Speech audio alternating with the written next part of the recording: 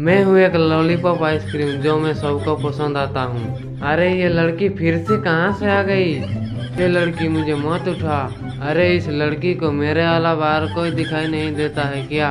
अब पता नहीं मुझे कहाँ लेके जाएगा। चलो मैं भी जाने के लिए तैयार हूँ। अरे यहाँ पे तो बहुत ही बढ़िया बढ़िया कार है। अब मुझे किस कार पे लेके जाएगी?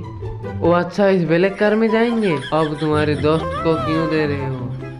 ओ अच्छा, तुम्हारी दोस्त को खाने के लिए दे रही हो। ठीक है तब खा लो और मैं भी इसका कभी बदला लूंगा।